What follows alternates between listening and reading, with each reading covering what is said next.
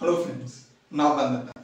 Actually CAA இந்த CAA அப்படின்ற ஒரு கான்செப்ட் அப்படின்றது நம்ம மக்களுக்கு நிறைய பேருக்கு ஒரு புரிதல் இல்லாம தான் இருக்கு. சில பேர் என்ன சொல்றாங்கன்னா இந்த CAA வந்தா இந்தியாவே நாசமா போயிடும், அப்படியே இந்தியாவே அப்படியே கெட்டு போயிடும் அப்படின்ற மாதிரி சில பேர் ஒரு சைடு சொல்லிட்டு இருப்பாங்க. சில பேர் என்ன சொல்றாங்கன்னா CAA வந்தா இன்னும் அடுத்த ஒரு என்ன சொல்றது ஒரு டெவலப் பண்ணது இந்தியாவுக்கு வரும் அப்படின்றது இன்னொன்னு ஒரு தரப்புமே சொல்றாங்க. பட் ஆக்சுவலி CAA என்ன, இது யார் தரப்புக்கான சப்போர்ட்ன்றது இருக்கும், இது யார் தரப்புல வந்துட்டு நெகட்டிவா இருக்கும். ஸோ இதுல பாசிட்டிவ் என்ன நெகட்டிவ் என்ன, இது யாருக்கு பயன் உள்ளது யாருக்கு பயன் இல்லாமல் இருக்கு அப்படின்றது தான் டிஃபரன்ஷியேட் பண்றதுக்காக தான் இந்த ஒரு வீடியோ. அது மட்டும் இல்லாம இந்த CAAக்கு அர்த்தம் என்ன, இது என்ன புது சட்டமா, உலகத்திலே இல்லாத ஒரு சட்டமா அப்படின்னு கேட்டீங்கன்னா இல்ல, எல்லா இடங்களிலுமே இந்த ஒரு சட்டம்ன்றது இருக்குதான். அது இப்போதான் வந்துட்டு இந்தியாவில் நிறைய பேர் பேசப்பட்டு இருக்கு. அதுவுமே இது உடனே போடப்பட்ட சட்டமான்னு கேட்டீங்கன்னா இல்ல, இது 2019 உருவாக்கப்பட்ட சட்டம். அது இது வரைக்குமே இந்த கோவிட் சிச்சுவேஷன் இந்த ஒரு CAAக்கு பல எதிர்ப்புகள் வந்ததுனால வந்துட்டு இதோட அமல்படுத்தல்ன்றது வந்துட்டு கொஞ்சம் தள்ளி போயிருந்தது. அது வந்துட்டு இந்த வருஷம் 2024 இதுக்கான ஒரு அமல் அப்படின்ற ஒரு விஷயத்த பண்ணியிருக்காங்க, எக்ஸிக்யூட்ன்றது இந்தியாவில் பண்ணியிருக்காங்க. ஸோ இதனால பல பேர் வந்துட்டு ஆப்போசிஷனா இந்த ஒரு இதுவுக்கு வந்துட்டு நிப்பாட்டி நின்றுட்டு இருக்காங்க. ஸோ இதுக்கான காரணம் என்ன அப்படின்னு பார்த்தீங்கன்னா மொத்தம் 3 காரணங்கள் சொல்றாங்க. அதோட ஃபர்ஸ்ட் காரணம் வந்துட்டு ஸ்ரீலங்கன்ஸ், ஸோ இலங்கையில இருக்காங்க இல்லையா, ஸோ அவங்களுக்கு இது ரொம்பவே வந்துட்டு ஒரு எதிரான ஒரு சட்டம் அப்படின்ற ஒரு விஷயத்த சொல்றாங்க. இதுக்கு அவங்க வந்து ஒரு ஆப்போசிஷனா நின்றுட்டு இருக்காங்க. செகண்ட் வந்துட்டு அசாம் மக்கள், அவங்களுமே வந்துட்டு இதுக்கு ஒரு ஆப்போசிஷனா நின்று இருக்காங்க. அதுக்கப்புறமா முஸ்லிம்கள், ஸோ இதுக்குமே முஸ்லிம்களுமே வந்துட்டு இதுக்கு ஆப்போசிஷனா நின்று இருக்காங்க. இது எதுக்காக இந்த 3 பேருமே வந்துட்டு இந்த சட்டத்துக்கு ஆப்போசிஷனா இருக்காங்க அப்படின்ற ஒரு காரணத்தையும் பார்த்துக்கலாம்.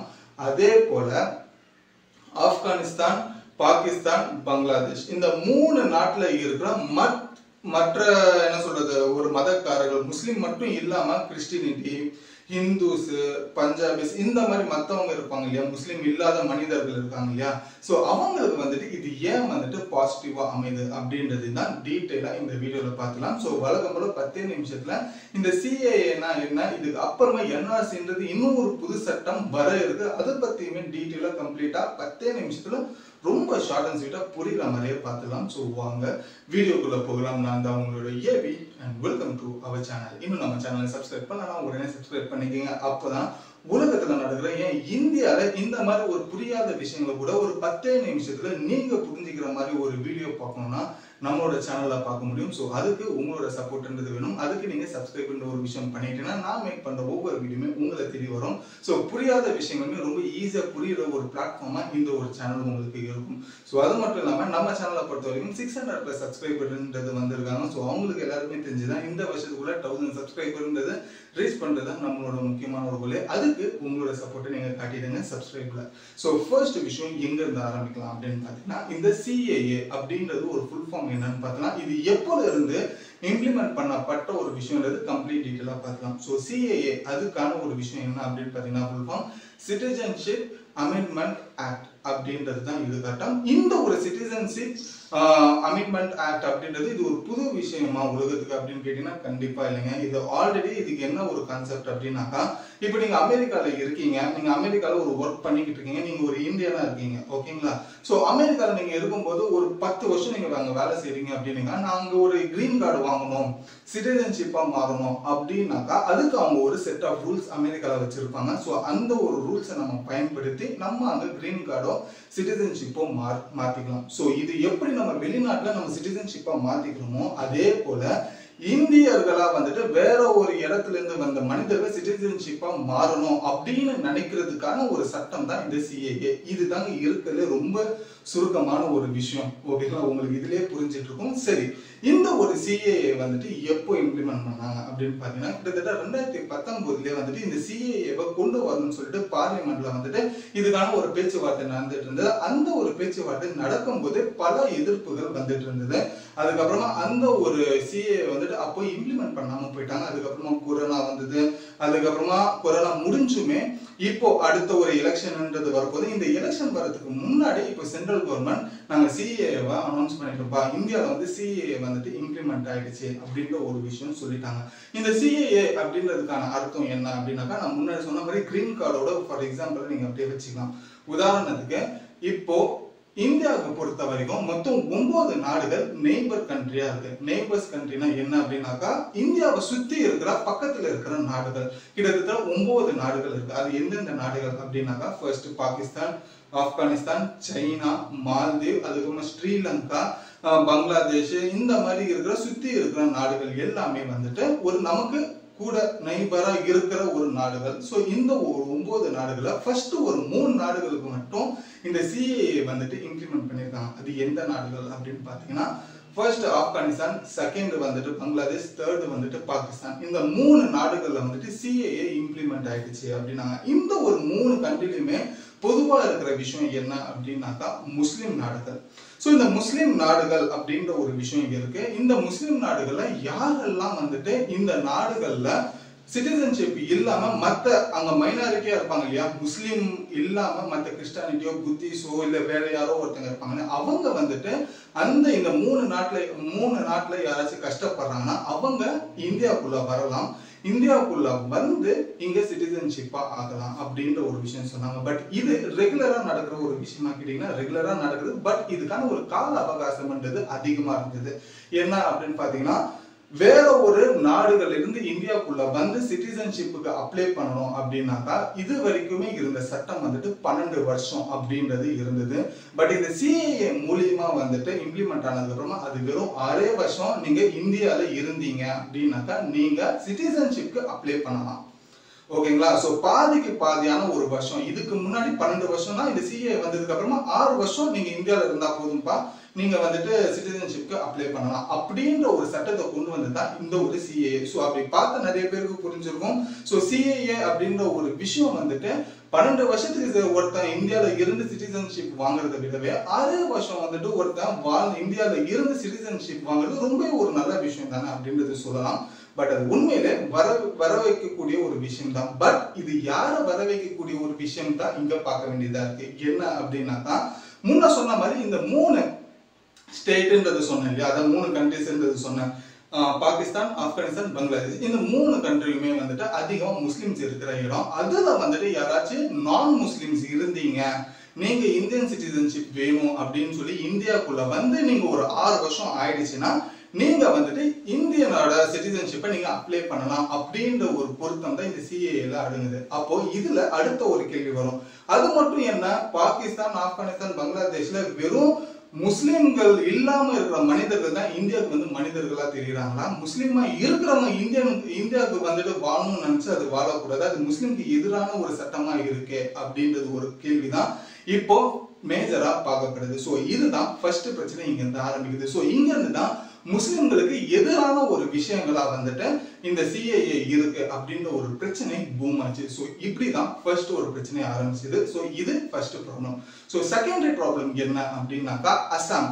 சோ இந்த அசாம்ல இருக்கிற மக்கள் வந்துட்டு இந்தியாவில் அசாம் இருக்கு, அந்த அசாமுக்கு கீழே வந்துட்டு கொஞ்சம் பக்கத்துல அடுத்த நாடா இருக்கிறது வந்து பங்களாதேஷ். சோ இந்த பங்களாதேஷ்ல இருந்து அசாமுக்கு வந்துட்டு பங்களா ஆட்கள் வந்துட்டு வேலைக்காக போய் அங்கேயே தங்கியே இருக்காங்க. இங்க எப்படி தமிழ்நாட்டுக்கு வந்துட்டு ஹிந்திக்காரங்க வந்து இங்க வேலை செய்யறாங்க தமிழ்நாட்டுல, சோ அதே போல வந்துட்டு பங்களாதேஷ்ல இருந்து அசாம்ல இருக்கிற இடத்துல போய் இந்த பங்களாதேஷ்காரங்க வந்துட்டு வேலை செய்யறாங்க. சோ அங்க இருக்கிற கூலி வேலை செஞ்சு அங்கே பல வருஷங்களா வந்துட்டு இருந்துகிட்டு இருக்காங்க. பட் இந்த ஒரு விஷயம் வந்துட்டு பங்களாதேஷ்ல இருந்து ஒரு 6 வருஷம் நீங்க இருந்தீங்க, இந்தியால வந்துட்டு வேலை செஞ்சீங்க, வாழ்றீங்க அப்படின்னாக்கா உங்களுக்கு வந்துட்டு சிட்டிசன்ஷிப் அப்ளை பண்றதுக்கான ஒரு சூழல் கவர்மெண்ட் உருவாக்கிடுச்சு. பட் ஆல்ரெடியே அசாம்ல பல மக்களுக்கு சிட்டிசன்ஷிப்பே இல்லாம இருக்காங்க. அவங்களோட வாழ்வாதாரம் இந்த பங்களா மக்கள் வந்ததுனால அவங்களுக்கு பல வேலைகள்ல ஒரு பார்ட் ஆஃப் ஒரு பாதிக்கும் வேலையாட்கள் வந்துட்டு இந்த பங்களாதேஷ்காரங்க தான் வந்துட்டு செஞ்சுக்கிட்டு இருக்காங்க அசாம்ல. சோ இதுவே வந்துட்டு பங்களாவுக்குமே அசாமுக்குமே ஒரு மிகப்பெரிய ஒரு பிரச்சனையா 2 பேருக்கு இடையிலே போய்கிட்டு இருந்தது. பட் இந்த சிஏஏ வந்ததுக்கு அப்புறமா இப்போ இதுல பங்களாதேஷ் அந்த 3 லிஸ்ட்ல சேர்ந்ததுக்கு அப்புறமா என்ன ஆச்சுன்னா, நாங்க இங்க அசாம்காரங்க என்ன சொல்றாங்கன்னா, நாங்க இங்க பல வருஷமா இருக்கோம், எங்களுக்கு இன்னும் குடியிருப்பு உரிமைன்றது இன்னும் கொடுக்கப்படல சரியா. பட் இந்த பங்களாதேஷ் பக்கத்து ஸ்டேட்காரங்க, பக்கத்து கண்ட்ரிக்காரங்க, அவங்க வந்துட்டு ஒரு 6 வருஷம் இந்தியால இருந்தா அவங்களுக்கு வந்துட்டு நம்ம கவர்மெண்ட் வந்துட்டு இந்தியன் சிட்டிசன்ஷிப் கொடுத்து அவங்களை தலையில வச்சு யாருங்க, இது எந்த வகையில நியாயம் சொல்லிட்டு இப்ப அசாம் மக்கள் வந்துட்டு இந்த ஒரு சிஏக்கு எதிராக மாறி இருக்காங்க. சோ இது ரெண்டாவது பிரச்சனை. சோ அசாம் மக்கள் இப்படிதான் இந்த பிரச்சனைக்குள்ள இன்வால்வ் ஆகி அவங்களோட எதிர்ப்பை காமிச்சிருக்காங்க. இப்போ அசாம் மக்கள் என்ன சொல்றாங்கன்னா, நீங்க பங்களாதேஷ் வேற ஒரு கண்ட்ரில இருக்கிற ஆட்களுக்கு வந்துட்டு நீங்க சிட்டிசன்ஷிப் தரீங்கன்னா, நான் இந்த அசாம்லயே பிறந்து அசாம்லயே வந்து என் மூதாதையர்கள் எல்லாம் அசாம்ல இருக்காங்க, இன்ன வரைக்கும் எனக்கு சிட்டிசன்ஷிப்பே நீங்க கொடுக்க மாட்டீங்க. அதுக்கான ஒரு பல வகையில நாங்க உங்ககிட்ட வந்துட்டு ரெக்வஸ்ட் பண்ணிட்டு இன்ன வரைக்கும் எங்களுக்கு அப்படி ஒரு சூழல் வரல. பட் அப்படி இருந்தும் இது நீங்க பங்களாதேஷுக்கு கொடுக்குறது எந்த வகையில நியாயம் அப்படின்ற ஒரு விஷயத்த சொல்லியிருக்காங்க. ஸோ இதுதான் வந்துட்டு அசாம்ல இருக்கிற ஆப்போசிஷன்ல இருக்கிறவங்க வந்துட்டு சொல்லிக்கிட்டு இருக்காங்க. ஸோ இது ரெண்டாவது விஷயம். இப்போ மூணாவது ஒரு விஷயம் வந்துட்டு ஸ்ரீலங்கன். ஸோ இந்த ஸ்ரீலங்கால இருக்கிறவங்க வந்துட்டு என்ன சொல்றாங்க அப்படின்னு பாத்தீங்கன்னா, இந்த 9 கண்ட்ரில எங்க கண்ட்ரியும் ஒண்ணு தானே, ஸ்ரீலங்காவும் வந்துட்டு இந்தியாவுக்கு நெய்பரான கண்ட்ரி தானே, அது ஏன் வந்துட்டு ஸ்ரீலங்காவை இந்த லிஸ்ட்ல கொண்டு வரல? மேபி நீங்க இந்த 3 லிஸ்ட்ல ஸ்ரீலங்கா ஒரு லிஸ்டா இருந்ததுன்னா தமிழர்கள் எல்லாருமே வந்துட்டு இந்தியாவுக்குள்ள வந்து நிறைய பேர் சிட்டிசன்ஷிப்பா மாறி இருப்போமே அப்படின்ற ஒரு விஷயத்த கோரிக்கையா வைக்கிறாங்க. மேபி இதுக்கு வந்துட்டு சென்ட்ரல் கவர்மெண்ட் இது வரைக்கும் என்ன ஒரு விஷயம்ன்றது ரீசன்ன்றது சொல்ல, பட் இவங்க சொல்றதையுமே அவங்க செவி கொடுத்து கேட்கல. பட் இதுக்கான மற்ற பேர் என்ன சொல்றாங்க அப்படின்னாக்கா, இப்போ ஸ்ரீலங்கால பொறுத்த வரைக்கும் நிறைய மெஜாரிட்டி முஸ்லிம்ஸ் இல்ல, அங்க எல்லாருமே தமிழர்கள் தான் மாட்டாங்க. அவங்கள கூட்டிட்டு வந்து நம்ம இந்தியாவில வச்சுக்கிட்டோம்னா இதுக்கான ஒரு பாப்புலேஷன்ஸும் அதிகமாகும். அதுவும் இல்லாம தமிழ்நாட்டில் ஏகப்பட்ட கேம்ப்ஸ்ன்றது ஸ்ரீலங்கா, அதாவது இலங்கையோட கேம்ப்ன்றது இருக்கு. இவங்க எல்லாருமே சிட்டிசன்ஷிப்ன்ற ஒரு விஷயம் கொடுத்துட்டோம்னா இங்க பாப்புலேஷன்ஸும் அதிகமாகும். அதுவும் இல்லாம இது முஸ்லீம் கண்ட்ரியா, முஸ்லீம் ஆட்கள் அதிகமா இருக்க மாட்டாங்க அப்படின்ற ஒரு விஷயத்துக்காக தான் ஸ்ரீலங்கா இந்த 3 லிஸ்ட்ல வருதுன்னு சொல்லிட்டு பல தரப்புல பல பேர் பேசிக்கிட்டு இருக்காங்க அகைன்ஸ்டா, சிஏஏக்கு அகைன்ஸ்டா. சோ அப்போ கவர்மெண்ட்டை பாத்தீங்கன்னா முக்கியமா அவங்க குறிக்கோள் என்னன்னா, சைனாவை விட்டாங்க, பக்கத்துல இருக்க தாய்வானை விட்டாங்க, அதுக்கப்புறமா இது ஸ்ரீலங்காவை விட்டாங்க, மால்தீவ்ஸ் எல்லாத்தையுமே விட்டாங்க. வெறும் 3 மேஜரா முஸ்லிம் கண்ட்ரிகளை மட்டும் 3 இடத்துல இருந்து எடுத்து, அதாவது ஆப்கானிஸ்தான், பங்களாதேஷ், பாகிஸ்தான், 3 இடங்களையுமே வந்துட்டு ஃபோக்கஸ் பண்ணி அங்க இருக்கிற முஸ்லிம்களுக்கு தனியா, அதே போல மற்ற ஆட்கள் இருக்கிற தனியா இருக்கிற இடத்துல வந்துட்டு பிரிச்சு இந்தியாவுக்குள்ள கூட்டிட்டு வரதான் இவங்களோட பிளான் அப்படின்ற ஒரு விஷயத்த முன்வைக்கிறாங்க. சோ இதுதாங்க 3 பிரச்சனை சிஏக்கு ஆப்போசிட்டா நடக்குது. சோ இதுக்காக தான் இந்த 3 பேரும் அகைன்ஸ்டா இருக்காங்க. சோ இது ஒரு பக்கம் இருக்கும். இதுதான் ஒரு விஷயம். சரி, இந்த ஒரு விஷயத்த கொண்டு வந்துட்டாங்க. இதுக்கு ஆப்போசிஷன்ல இருக்கிற பார்ட்டி இந்த காங்கிரஸ்லாம் எதுவும் சொல்லிட்டான்னு கேட்டீங்கன்னா, காங்கிரஸ் மொத்தமா வந்துட்டு ஒரு 2-3 கேள்விகள் கேட்கிறாங்க. அதுவுமே நச்சான பதிலுங்க கேள்விங்க. என்னன்னா, ஃபர்ஸ்ட் கேள்வி என்னன்னா, நீங்க சிஏ கொண்டு வரீங்க, நல்லதுதான். அதாவது மற்ற நாட்டுல இருக்கிறவங்க யாராச்சும் வந்துட்டு கஷ்டப்படுறாங்கன்னா அவங்க இந்தியாவில வந்து ஒரு 6 வருஷம் ஆயிடுச்சுன்னா நீங்க சிட்டிசன்ஷிப் வாங்கிக்கலாம், ஒரு நல்ல வரவேற்கக்கூடிய ஒரு விஷயம். அது ஏன் நீங்க முஸ்லிம்களுக்கு தனியா விட்டுட்டு மற்ற மதக்காரங்களுக்கு மட்டும் நீங்க கொடுக்குறீங்க, எல்லாருக்குமே ஈக்குவல்னு நினைச்சிட்டு முஸ்லிம்களுக்குமே அது கொடுங்கன்னு சொல்லிட்டு ஃபர்ஸ்ட் ஒரு கேள்வி காங்கிரஸ் எழுப்புது. சோ இது ஃபர்ஸ்ட் விஷயம். செகண்ட் என்ன சொல்றீங்கன்னா, இந்த மாதிரி நீங்க முஸ்லிம்களை விட்டுட்டு நான் முஸ்லிம்ஸ்க்கு மட்டும் நீங்க இந்த ஒரு விஷயத்தை சிஏ இம்ப்ளிமெண்ட் பண்ணீங்கன்னா, சோ இந்த ஒரு இடத்துல பிளவுகள்ன்றது ஒண்ணு உருவாகுது மக்களுக்கு இடையில அப்படின்றது ரெண்டாவது கேள்வியா எழுப்பியிருக்காங்க. மூணாவது கேள்வி என்னன்னா, இந்தியாவை சுத்தி 9 நாடுகள் இந்த மாதிரி நெய்பர் கண்ட்ரி இருக்கும்போது முக்கியமா இருக்கிற 3 கண்ட்ரிஸ், அதுலுமே 3மே முஸ்லிம் கண்ட்ரிஸா நீங்க தேர்ந்தெடுத்ததுக்கான காரணம் என்ன? அப்போ உண்மையிலே நீங்க முஸ்லிம்ஸ் தனியா தானே நீங்க பாக்குறீங்கன்னு சொல்லிட்டு ஆப்போசிஷன்ல இருக்கிற பார்ட்டி வந்துட்டு இந்த மாதிரி ஒரு விஷயத்தை வந்துட்டு சென்ட்ரல் கவர்மெண்ட்க்கு எதிராக கேட்டிருக்காங்க. பட் ஆப்வியஸ்லி இது ஒரு முக்கியமான ஒரு நல்ல கேள்வி தான். பட் இதுக்கு அவங்க பதில் சொன்னாங்க இல்ல. யார் என்ன கேள்வி கேட்டாலுமே வந்துட்டு ஃபைனலா ஒரு விஷயத்தை என்ன சொல்லுவாங்க அப்படின்னா, சென்ட்ரல் கவர்மெண்ட் ஒரு ரூல்ஸ் ஒன்று கொண்டு வந்துட்டாங்க அப்படின்னா அதை மாற்ற முடியுமான்னு கேட்டீங்கன்னா, அது அவ்வளவு சீக்கிரத்துல மாற்ற முடியாது. பட் அதை எதிர்க்கலாம், அது மட்டும் பாசிபிள். ஸோ யார் வேணாலும் அதுக்கு எதிர்க்கலாம். பட் மாற்றணும்னா அது மிகப்பெரிய ஒரு ப்ரொசீஜர்ன்றது வேணும். பட் இப்போதைக்கு இந்த சிஏக்கு எதிர்ப்புகள் அதிகமா வருது. பட் இந்த எதிர்ப்புகள் அதிகமாயிடுச்சுன்னா மேபி இது மாறுறதுக்கான வாய்ப்புகள் இருக்கும். ஸோ அதை நம்ம வெயிட் பண்ணி தான் பார்க்கணும். பட் நான் உங்ககிட்ட கேட்கிற கேள்வி என்னன்னா, இந்த சிஏவை பத்தி நான் இவ்வளோ டீட்டெயிலா சிம்பிளா உங்களுக்கு நான் சொல்லியிருந்தேன். இந்த ஒரு சிம்பிளான ஒரு விஷயத்த நீங்க புரிஞ்சுக்கிட்டீங்கன்னா இந்த சிஏஏ நல்லதா கெட்டதா அப்படின்றது நீங்க ஒரு கன்ஃபர்மேஷனுக்கு வந்திருப்பீங்க. ஸோ உங்களோட டிசிஷன் என்ன அப்படின்றது நீங்க கமெண்ட்ல சொல்லுங்க. சிஏஏ நல்லதா இருந்தா அது எதுக்கு நல்லதுன்றதையும் காரணம் சொல்லுங்க. சிஏஏ கெட்டதா இருந்தா அது எதுக்கு கெட்டதுன்றதையும் கமெண்ட்ல சொல்லுங்க. நானும் படிச்சு தெரிஞ்சுக்கிறேன். இத்தனை பேர் சிஏஏக்கு சப்போர்ட் பண்ணீங்க, சப்போர்ட் பண்ணன்றது இந்த ஒரு விஷயத்துல தெரிஞ்சிடும்.